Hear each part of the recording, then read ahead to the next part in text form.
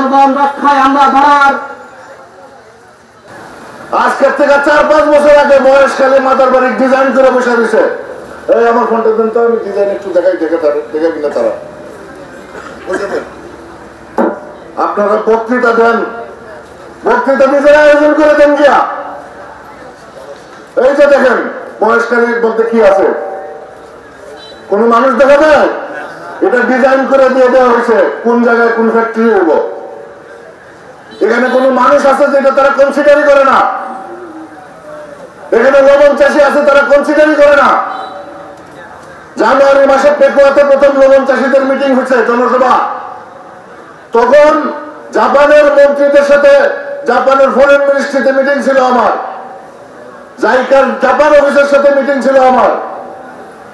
আমি লবণের চাষীদের মিটিং করি এখানে, আমার পাসপোর্ট জাপানি এম্বাসিতে। আমি সহ বহু লোকের ভিসা দেও না, নাও করে না। মিটিং শেষ, এখন আমার ভিসা দিলেই কি আর না দিলেই কি? কয়লা বিদ্যুৎ তারা বানাইব না। তারা integrated energy and power master plan নামে একটা প্ল্যান করেছে, 2021 সালে ফাইনাল করেছে। সেইটার মধ্যে তারা লিখেছে আর কয়লা করবে না। কি করবে জানেন? 40টা এলএনজি টার্মিনাল এবং প্রজেক্ট করবে, যার মধ্যে 20টা জাপানি। এবং এখানে এই মহেশখালীতে তারা দেখেছে 15,000 মেগাওয়াট বিদ্যুৎ উৎপন্ন করবে। আপনার মাতার বাড়ি কত জানেন? 1200 মেগাওয়াট। আর মহেশখালীতে তারা প্ল্যান করেছে 15,000 মেগাওয়াট করবে। আপনারা কোথায় আছেন আপনারা জানেন না। আপনাদের এই অধিকার রয়েছে। গত 15 বছর এখানে কক্সবাজারের ডিসি হতে জেলে, কক্সবাজারের ডিসির দুর্নীতির জায়গায় জেলে না। মাদারবাড়ি প্লান্টের প্রজেক্ট ডিরেক্টরের দুর্নীতির নামে মামলা হয় নাই। তাহলে এই গল্প শুনে লাভ কি? 5ই আগস্টের পরে তো আমরা এই গল্প শুনতে চাই না। কাজে আপনাদেরকে ঐক্যবদ্ধ হতে হবে। পুরো জীবন আপনাদের পরিশ্রম, আপনাদের এলাকা, এটা হয়ে গেছে আপনার বড় সত্য। একটা গল্প বলে আমি শেষ করে ফেলছি। সুনামগঞ্জ, আমাদের সুনামগঞ্জ অঞ্চল আপনারা জানেন, সুনামগঞ্জের মানুষরা খুবই সহজ সরল, এটা জানে আপনাদের মতো সহজ সরল। তো সুনামগঞ্জ এক পর্যটক গিয়েছে, এই গল্প আপনারা এর আগেও হয়তো অনেকে শুনতে পারেন। একটা বিদ্যুৎ কেন্দ্র আছে, মাতার বাড়ি বিদ্যুৎ কেন্দ্র। আমাদের ওখানে আছে রামপাল বিদ্যুৎ কেন্দ্র। মাতার বাড়ি বিদ্যুৎ কেন্দ্র সম্পর্কে আপনারা যা বলেছেন, আমাদেরও ওই রামপাল বিদ্যুৎ কেন্দ্র সম্পর্কে একই কথা। ওখানে আমাদের জমি কেড়ে নিয়েছে, ওখানে তো আমাদের জমিতে এখন ধান হচ্ছে না, নদীতে মাছ পাচ্ছে না। ওইখানে রামপাল বিদ্যুৎ কেন্দ্র যারা চাকরি করে তখন ওখানকার কেউ লোক না। এই চারিদিক দিয়ে আগে টেকসই বেড়ে যাচ্ছে আমরা চাই। 1 নম্বর দাবি হচ্ছে আমাদের মহেশখালীবাসীর এটা।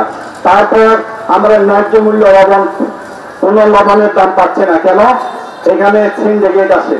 সিন্ডিকেটটা হচ্ছে যে দল আসুক, কিছু কিছু চিহ্নিত মানুষ এখানে তাদের সাথে যোগসাজস করে বিদেশ থেকে লবণ আমদানি করে আমাদের লবণগুলো একেবারে পানি দেওয়া বিক্রি হয়। এই লোকগুলো আছে, এগুলি আমরা জলবায়ু চতুর্থ প্রজন্মের সাথে এখন কথা বলছি। এবং আমি বক্তব্য যেদিকে রাখছি, আমার বাম পাশে যতদূর যান দেওয়া মাথার বাড়ি থেকে ওখান থেকে উদ্বাস হয় মানুষ এখানে মহেশখালী পাহাড়ের রাস্তার পূর্ব পাশে আশ্রয় নিয়েছিল। এবং মহেশখালী পাহাড়ের পাদদেশে যে পান বরস 50,000 পান চাষি পান চাষ করে তারা, এবং লবণ চাষ করে, চিংড়ি চাষ করে, সবাই মহেশখালী পাহাড়ের পাদদেশে মহেশখালী পাহাড়ের অধিবাসী। বান্ডেল থাকলে প্রতি সেনমানিতে টাকা বাঁচবে। বিকাশ সেনমানি বান্ডেল কিনে জিতুন প্রতি লেনদেনে। শুরু হয়েছে Standard Charter Channel I agro অ্যাওয়ার্ডের 10ম আয়োজনের মনোনয়ন গ্রহণ। এবার নতুন ক্যাটাগরি বছরের সেরা ছাদ কৃষক সহ মোট 13টি ক্যাটাগরিতে পুরস্কার প্রদান করা হবে। মনোনয়ন গ্রহণ চলবে আগামী 15 জুলাই 2025 তারিখ পর্যন্ত। বিস্তারিত জানতে ভিজিট করুন www.agroaward.com এবং ফোন করুন 018737000556 এই নম্বরে।